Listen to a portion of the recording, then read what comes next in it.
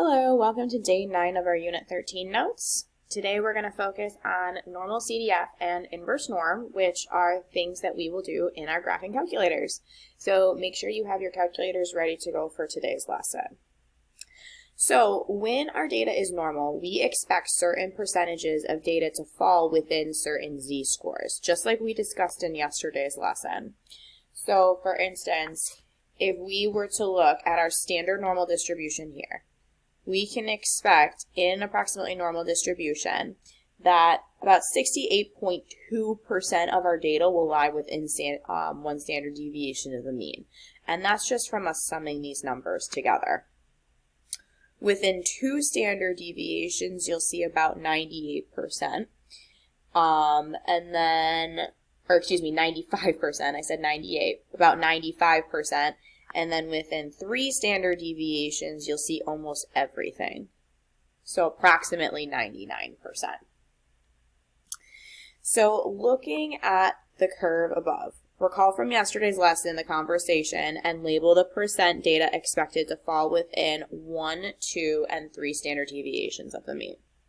So I just verbally said this, but if you were to add this, which is a little bit more specific than what we discussed yesterday, add the 15 and the 15, 15, 19.1, 19.1, and you'd end up with 68.2% within 1 standard deviation.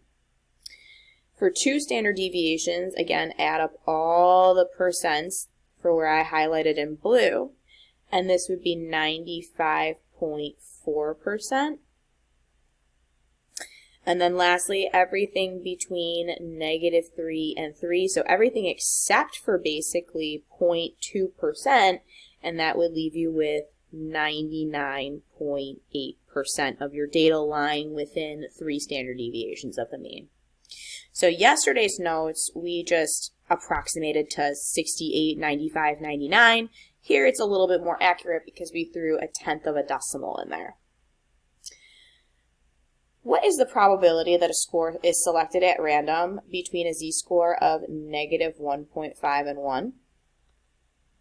So this is where, let's see what color haven't I used, pink. I would go to my standard normal and look between -1.5, which is here, and 1, and just add up the percents in between those. So between that, it looks like 9.2, 15, 19.1, 19.1, and 15. I'm just double checking this because here's the upper bound, here's the lower bound. So take a moment, add those all up.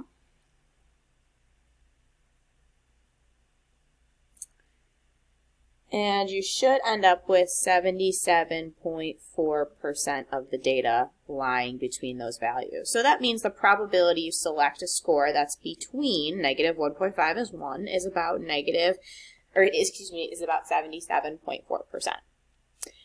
What is the probability of selecting a score between the mean and 2 standard deviations below the mean?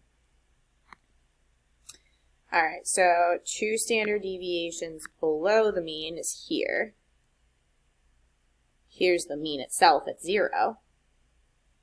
So I would just add these together.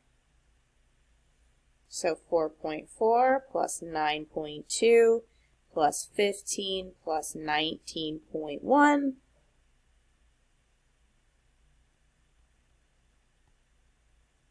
Oops. And that should work out to about 47.7%. And that's how you'd use the standard normal distribution picture here to answer those questions. Now, here's the thing. Come the Regents exam, they actually won't give you that picture. Okay? They used to in old curriculums, but now that our technology has advanced a bit more, we're actually going to use our calculator to do the same thing that I did here, but in the calculator. So that's where we introduce something called normal CDF, which stands for the normal cumulative density function. Normal CDF allows us to find the area under a normal curve. This area represents the probability. Now, in this picture up here, they just did everything in terms of percents. So everything should add to 100% under the curve. That's 100% of your data. But normal CDF in your calculator, everything will add to 1.0. So I'm just going to draw a little picture here. So your distribution has the mean at the middle, which I will use the letter M.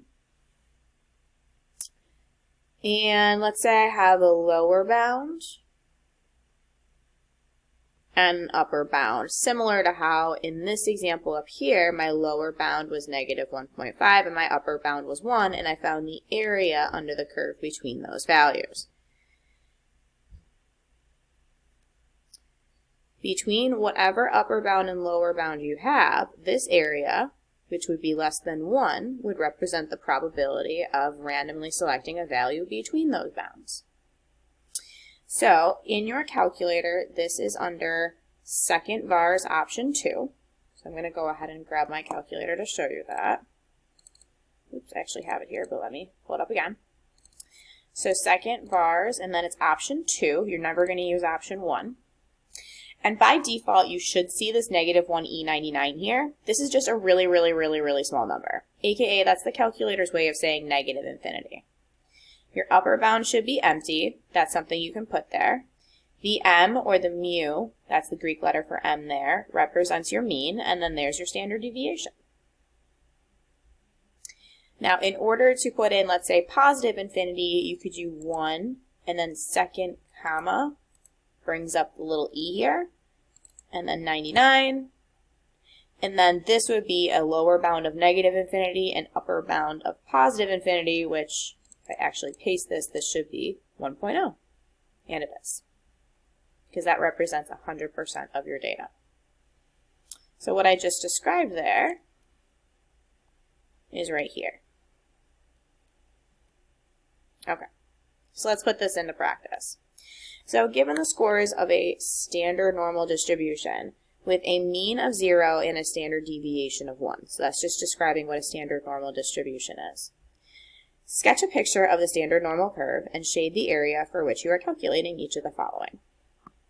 All right, first question, find the probability of finding a score between, this looks like an upper bound and this looks like a lower bound. So sketch your picture. Here's your normal curve. 0's at the center because it's a standard normal distribution. I'm just going to throw my low bound here, my up bound here. Doesn't have to be perfect. And then I'm just going to shade. This is the area that I'm going to find. So now go to your calculator.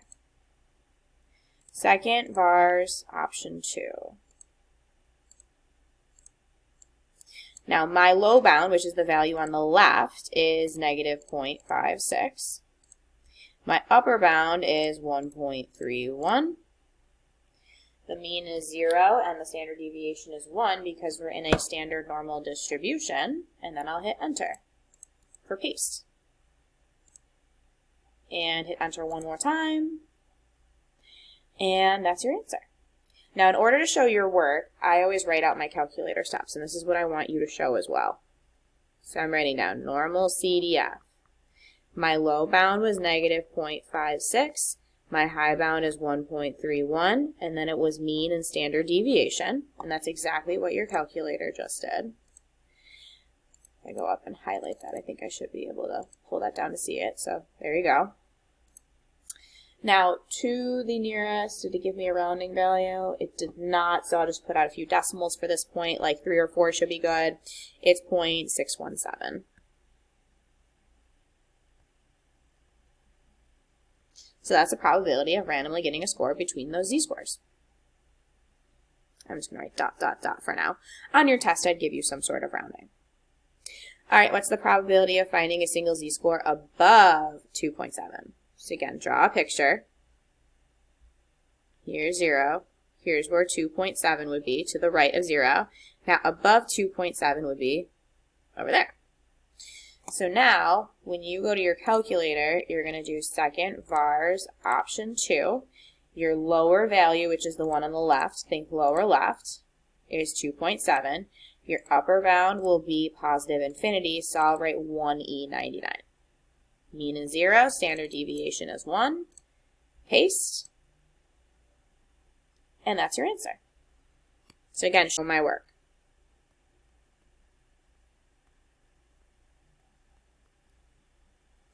Okay, my low bound was 2.7, my high bound was 1e99, mean standard deviation, and I believe it was 0.003. 46, I'll just write out a few decimals for right now. Okay, so pretty low percentage, you're going to get above 2.7, which makes sense because think about your standard normal distribution from up here with the percentages. That's like right over here, which is not very much of a percent. Okay. Find the percentile rank of a z-score of 2.7. Now, percentile rank is who you scored better than or equal to. So that's the area to the left. Okay? So same procedure. Second bars, option 2. Now my low bound is negative 1e99. That's negative infinity. My upper bound is 2.3, and then my mean and standard deviation is 0 and 1. So 0.989. Okay, so let me write down my work.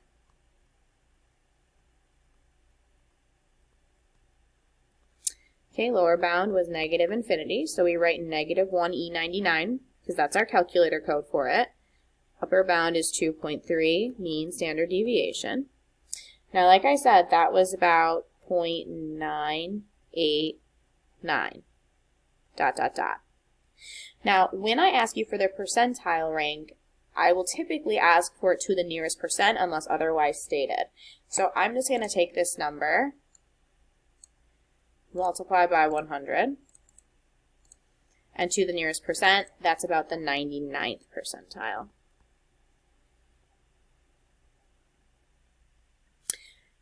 The next question is really more conceptual. You actually don't need your calculator for this, although you could use it.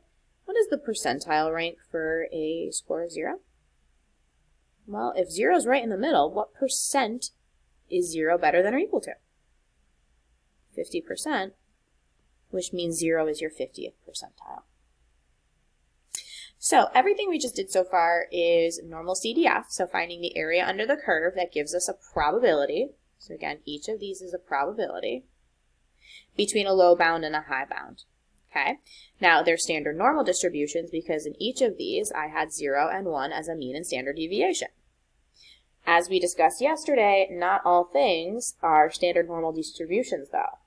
The good news is your calculator can convert the data itself and you don't need to do any sort of converting to a standard normal to do this. So on the next page, let's bring it back to the real world. On the SAT math test with a normally distributed scores, the mean and standard deviation are equal to 514 and 95 respectively. Find the probability a randomly selected score is between a 400 and a 550. So again, I draw my curve. The mean goes in the middle, and I'll just list the standard deviation below. Okay, I want to know what it is between a 400 and a 550. So that's my low bound, 550 is my high bound. Now I already know what my calculator step is going to be. Okay, my low bound is 400. High bound is 550. Now the next number is my mean, and then the next number is my standard deviation. And your calculator will prompt you as long as you're using a TI-84. Second bars, option 2. Okay, low bound, high bound. Yeah, you can just type in the 514 and then type in the 95. And there you go. So about 0.532.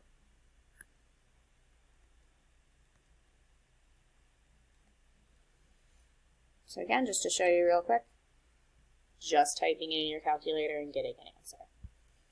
on your test or quiz, they'll give you rounding directions. Well, at this point test, because we're towards the end of the unit. Oh yeah, this is the last day, that's right. For 2B, find the percentile rank of a student who scored a 670. So again, percentile rank is who you did better than. This is your area to the left, always for percentiles. So normal CDF. -1E99 is your low bound. Your high bound is 670. The mean, again, is a 514, and the standard deviation is a 95. Always show your calculator work. That way, if you type something wrong, I at least know what you were trying to do. All right, -1, E99, 670, and then these are the same. Okay, so 0.94, and then percentile, I'll always want nearest percent unless otherwise stated, so times 100, this is about the 95th percentile.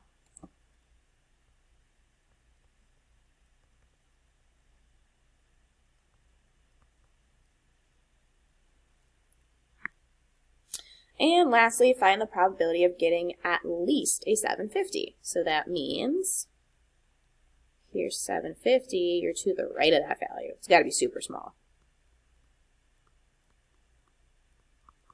So your low bound would be 750, your upper bound would be negative or positive infinity, so 1E99, mean standard deviation.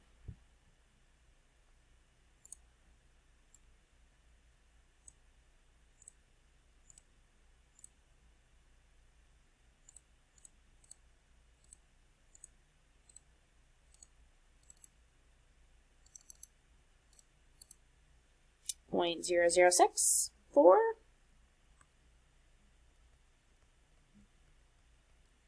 And that gets you the idea. So like I said, to score better than a 750, that's really, really difficult to do according to this test with the mean and standard deviation. All right, and that's how you use normal CDF. Now the other calculator thing is almost going in the reverse direction, is something called inverse normal. If we know the percentile rank of a particular data value, inverse norm allows us to find that data value. So in other words, if you are given the percentile, that means you know the area to the left of that value, or the area under the curve. So for instance, let's say you score in the 90th percentile, and I want to find what this data value is. If you're scoring in the 90th percentile, that means the area to the left of whatever your value is must be 0.9.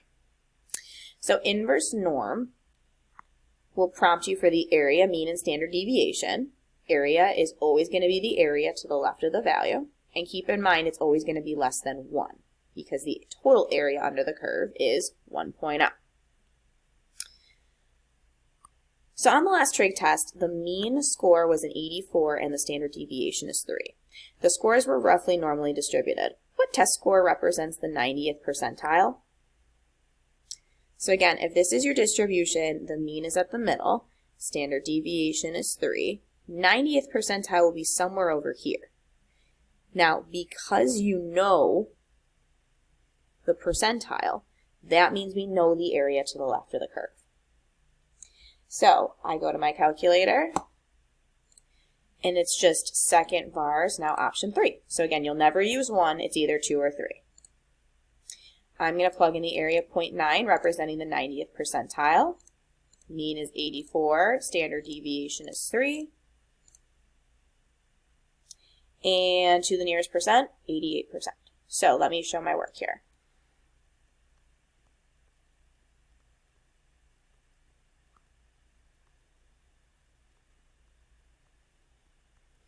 So according to my calculator, I got this 92.57 number.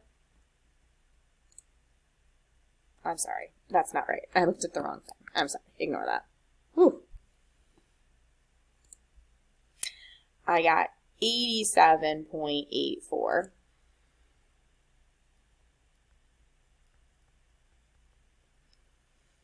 Okay, And then I could ask you to round, so like to the nearest percent, that would be about 88%. So again, that means this value right here, this unknown value,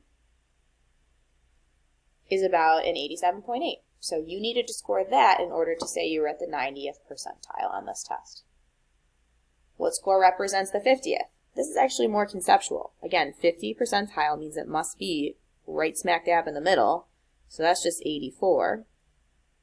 Now if I want the 30th percentile, I'm going to do the same exact thing I did up above, but change that 0.9 to a 0.3.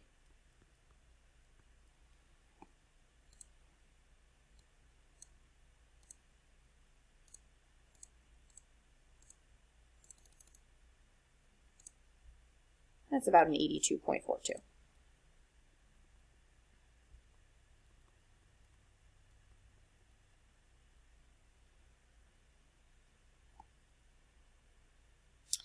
Lola scored an 82 on the trig test. What is her percentile rank? Okay, so now I changed up the question for you. You know the mean on the test is an 84 and Lola scored an 82. As soon as I started asking what's the percentile rank, I'm asking for an area as opposed to a data value. So now whenever you find an area, you're going back to normal CDF. So inverse norm finds the value given the area.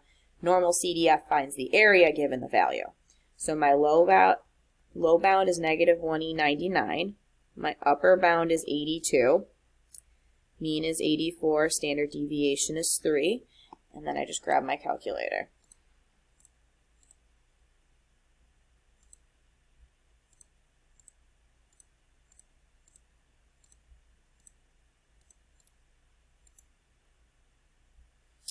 Okay, and so percentile rank is about 25% because this is 0.252, so about the 25th percentile.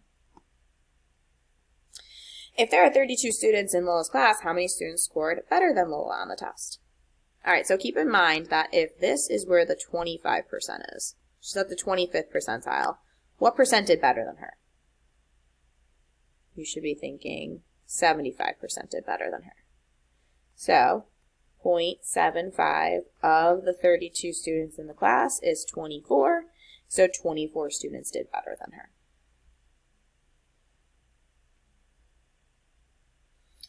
All right, next question. Mrs. Uramis tells her calculus class that on the last test, the scores were normally distributed with an average score of 91% and a standard deviation of 3%. Dan tells Steve he scored in the 70th percentile. What was Dan's score to the nearest percent? So again, if Dan scores in the 70th percentile, again, you know the mean is 91 with a standard deviation of 3. That means you know the area to the left of his value is 0.7. So, inverse norm. I'll plug in the 0.7. Mean will be 91. Standard deviation is 3. And your calculator prompts you with that.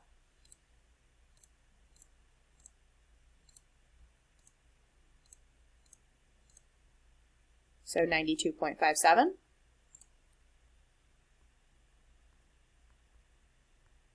So to the nearest percent, we'll say 93% is what Dan scored. Steve's z-score for his test was 1.7. Did he score better than or worse than Dan? So this review's yesterday. Z-score is your score minus the mean divided by the standard deviation. We know his score is a 1.7, or z-score is a 1.7. We don't know what he got, but we know the mean is a 91 and the standard deviation is 3. So if I put that over 1 and cross multiply, 3 times 1.7 will be 5.1. So add the 91 over, and I'm seeing that he got a 96.1.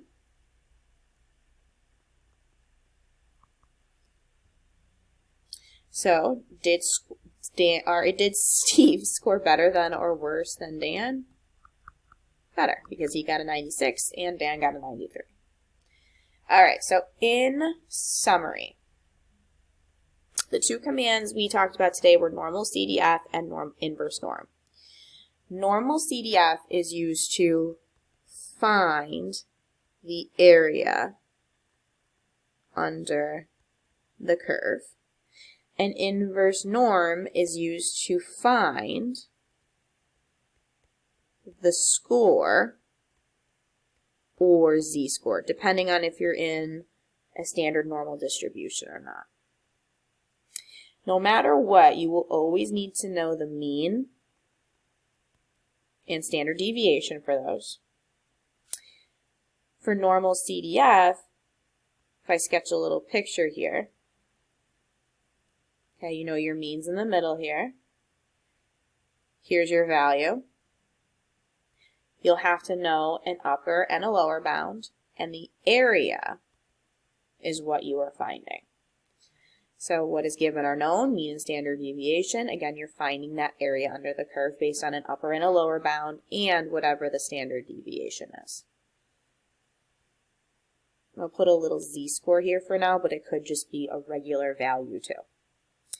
For inverse norm, you know the percentile or area.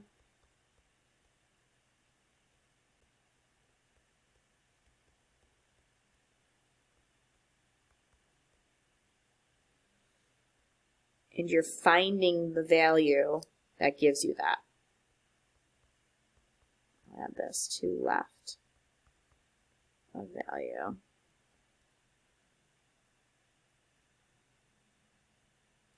So for instance, if you know something is in the 90th percentile, you would know the area to the left is 0.9. You'd have to know the mean and standard deviation. But by knowing this area to the left, that allows you to find the data value that you're looking for. So again, here you're finding the value. Here you're finding the area. Then that would represent the probability. And that are the two calculator things that you guys will use to this unit. And that concludes Unit 13.